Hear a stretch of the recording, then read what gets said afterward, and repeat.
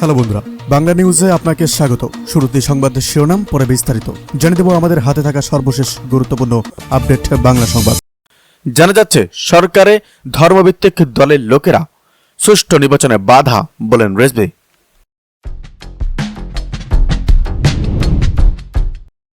এদিকে বেঁচে থাকলে ভবিষ্যতে তাদের গলায়ও গামছা পরাবো, বললেন নূর।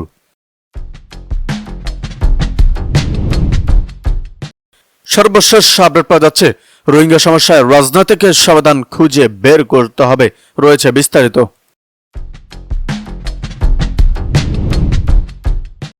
আলোচনা করব কুমিরকে সর্দির ভয় দেখাবেন না, বলেন সরকারকে এবার চরমনয় পীর।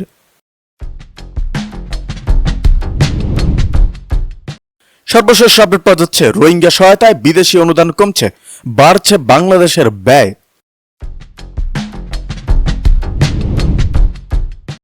সর্বশেষ আপডেট পাওয়া যাচ্ছে ডিম ছোড়ার মতো অপকর্ম আওয়ামী লীগের ভবিষ্যৎকে আরো অনিশ্চিত করবে।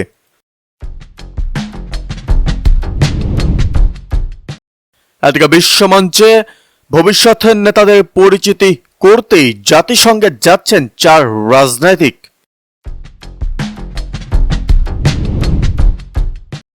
আপনাদের জানিয়ে দিব পিআর সিস্টেমে নির্বাচন হলে আর ফ্যাসিস্ট তৈরি হবে না, বললেন ফয়জুল করিম।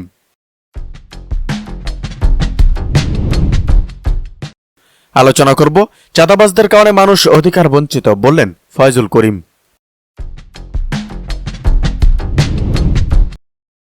নিয়ে ইসির সিদ্ধান্ত বহাল থাকলে অনাস্থা প্রকাশ করবে এনসিপি, বলেন সার্জিস।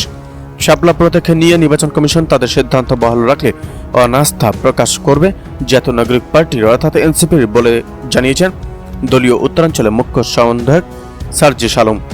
বুধবার বিকেলে তার নিজ জেলা পঞ্চগড়ের আটোয়ারী উপজেলার বিভিন্ন দুর্গাপূজার মণ্ডপ পরিদর্শনকালে সাংবাদিকদের কথা জানান তিনি। সার্জিস আলম বলেন, শাপলা প্রতীকে পেতে কোনো আইনগত বাধা ছিল না বলেই আমরা চেয়েছি। আমরা মনে করি কোনো চাপে নির্বাচন কমিশন এই স্বেচ্ছাচার ও বৈষম্যমূলক আচরণ করছে। আমরা যা শুরু করেছি এই বছর হলো, তাতেই আমাদের মার্কা নিয়ে একটা বড় গোষ্ঠীর মাথা ব্যথা। এই মার্কার চাপটাই নিতে পারছে না। গণ অভ্যুত্থান পরবর্তী বাংলাদেশে যদি স্বাধীন একটি প্রতিষ্ঠান এমন স্বৈরাচার করে, তাহলে আমরা দৃঢ়ভাবে বলতে চাই তাদের দ্বারা সুষ্ঠু নির্বাচন সম্ভব নয়। তারা যদি এটি বহাল রাখে, তাহলে আমরা এই নির্বাচন কমিশনের অধীনে নির্বাচনে যেতে অনাস্থা প্রকাশ করব। তিনি বলেন, জুলাই অভ্যুত্থানের পর যখন আমাদের আওয়ামী লীগ নিষেধের দাবিতে রাজপথে নামতে হয়, এটা অন্তর্বর্তীকালীন সরকারের প্রধান ব্যর্থতা। তিনি যদি এত রক্ত, এত ত্যাগ, প্রাণ বিসর্জন ভুলে গিয়ে নিজের ইমেজে চেক অ্যান্ড ব্যালেন্স করার জন্য আওয়ামী লীগের কার্যক্রম চালুর বিষয়ে কোনো স্টেটমেন্ট দিয়ে থাকেন, তাহলে একটাই কথা বলবো, বাংলাদেশের মানুষ ছাড় দিতে পারে কিন্তু ছেড়ে দেবে না। অন্তর্বর্তী সরকারের উদ্দেশ্যে তিনি বলেন, বাংলাদেশের মানুষ খুনি শেখ হাসিনা প্রশ্নে আপোষহীন। দেশের দেয়ালে দেয়ালে রক্ত দিয়ে খুনি হাসিনার নাম লেখা হয়ে গেছে। যারা সরকারের সুবিধাভোগী তারা এ কথা ভুলে যেতে পারে, তবে যে মা তার সন্তানের লাশ ছুঁয়েছেন তিনি যতদিন ভুলবেন না, ততদিন আমরাও ভুলব না, বলতে দেব না। এই বাংলাদেশে আওয়ামী লীগের আর রাজনীতি চলবে না। আওয়ামী লীগের দল হিসাবে নিষিদ্ধ হবে, এটা ছাড়া অন্য কোনো অপশন নেই। গত সোমবার থেকে সার্জিস পঞ্চগড় 1 আসনে উপজেলাগুলোর বিভিন্ন দুর্গ মণ্ডপ পরিদর্শন করেছেন এবং দলের পক্ষ থেকে অর্থ সহায়তা করেছেন। বুধবার বিকেলে তার নিজ উপজেলা আটোয়ারীতে বিশাল মোটরসাইকেল বহর নিয়ে পুজো মণ্ডপ পরিদর্শনে বের হন তিনি। তার সঙ্গে এনসিপি ও জাতীয় যুব শক্তির নেতাকর্মীরা ছিলেন। এদিকে ইসলামী ব্যাংকের চাকরিচ্যুত কর্মকর্তাদের ঢাকা চট্টগ্রাম মহাসড়ক অবরোধ। ইসলামী ব্যাংকের চাকরিচ্যুত কর্মকর্তারা চট্টগ্রামের ফৌজদারহাটে ঢাকা চট্টগ্রাম মহাসড়ক অবরোধ করে বিক্ষোভ করছেন। শনিবার সকাল থেকে শুরু হওয়া এই কর্মসূচির কারণে দেশের সবচেয়ে ব্যস্ত সড়কটিতে যান চলাচল বন্ধ হয়ে যায়। এতে সড়কের দুপাশে সৃষ্টি হয় তীব্র যানজট, ভোগান্তিতে পড়েন হাজার হাজার যাত্রী সাধারণ।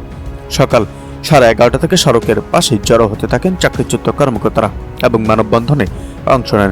পরে 12টার দিকে তারা সড়কে বসে অবরোধ শুরু করেন। এতে শত শত কর্মকর্তা অংশ নেন। অবরোধকারীরা বলেন, চট্টগ্রাম অঞ্চলে ইসলামী ব্যাংকের প্রায় 400 কর্মকর্তাকে অন্যায়ভাবে চাকরিচ্যুত করা হয়েছে।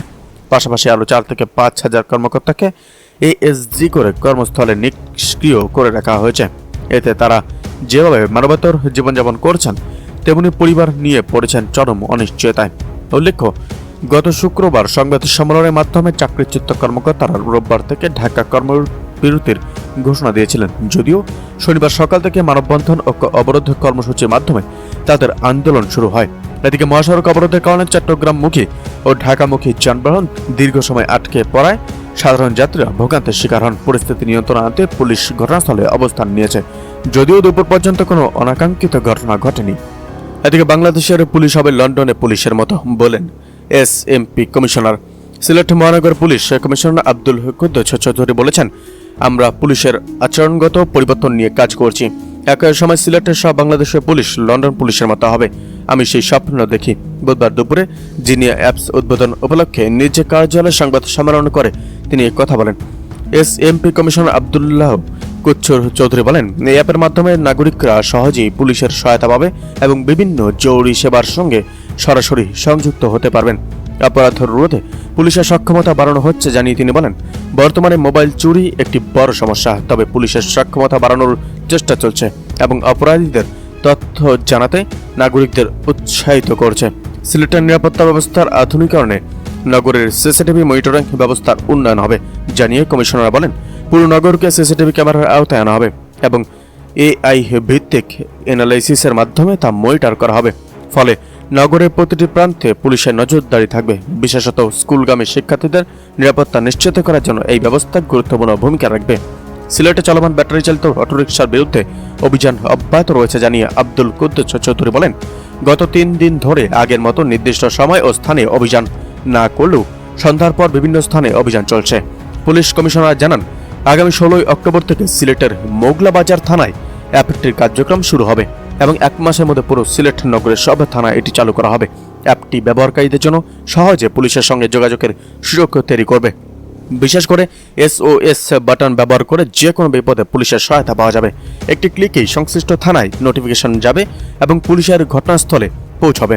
তিনি আরও জানান, অ্যাপটি প্লে স্টোর বা AI স্টোরে পাওয়া যাবে। এটি সিলেটের সব নাগরিকের জন্য একটি শক্তিশালী নিরাপত্তা টুল হয়ে উঠবে। অ্যাপটির মাধ্যমে জিডি মামলা, তথ্য প্রদান, আইনি পরামর্শ সহ বিভিন্ন জরুরি সেবা পাওয়া যাবে। এছাড়া ফায়ার সার্ভিস, অ্যাম্বুলেন্স সার্ভিস এবং যানজট সম্পর্কিত তথ্য সরবরাহ করা হবে। এদিকে তরুণ বৃদ্ধ 2 জেনারেশনের মধ্যে সমন্বয় ঘটাতে হবে বলেন ডক্টর জাহিদ। বিএনপি স্থায়ী কমিটির সদস্য ডক্টর AZM জাহিদ হোসেন বলেছেন, তরুণ এবং বৃদ্ধ এই 2 জেনারেশনের মধ্যে যদি সমন্বয় ঘটানো না যায় তাহলে আমরা সার্ভাইভ করতে পারবো না। যে জাতি তার পূর্বপুরুষকে সম্মান করে না সে জাতি টিকে থাকতে পারে না। বুধবার জাতীয় প্রেস ক্লাবে আজহার শফিক ফাউন্ডেশন কর্তৃক আয়োজিত এক আলোচনা সভায় প্রধান অতিথির বক্তব্যে তিনি এসব কথা বলেন। ডক্টর জাহিদ হোসেন বলেন, 1990 সালে জাতিসংঘের সাধারণ অ্যাসেম্বলিতে 1 অক্টোবরকে জাতীয় প্রবীণ দিবস পালনের সিদ্ধান্ত গ্রহণ করা হয়। একটা সময় বাংলাদেশের মানুষের গড় আয়ু ছিল 47 বছর, তবে এখন সচেতনতা বৃদ্ধি পাওয়ায় মানুষের গড় আয়ু 73 বছর পর্যন্ত বেড়েছে। কিন্তু আজও একটা নির্দিষ্ট বয়সের পর সরকারি কর্মকর্তাদের বলা হচ্ছে, আপনাদের আর প্রয়োজন নেই। অথচ আমাদের দেশের প্রধান উপদেষ্টার বয়স কত? আমরা যখন কাউকে বলে দিই যে আপনার আর প্রয়োজন নেই, তখন তার মনোজগতে কি প্রভাব পড়ে সেটা আমরা একেবারেও ভাবি না। কিন্তু তিনি আরো বলেন, ঢাকা মেডিকেলে যাওয়ার পর সবার পাশাপাশি একজন 70 বছর বয়স্ক মানুষকেও চাপাচাপি করে লাইনে দাঁড়িয়ে টিকিট কাটতে হয়। অথচ স্ক্যান্ডিনেভিয়ান কান্ট্রিতে বলা হয়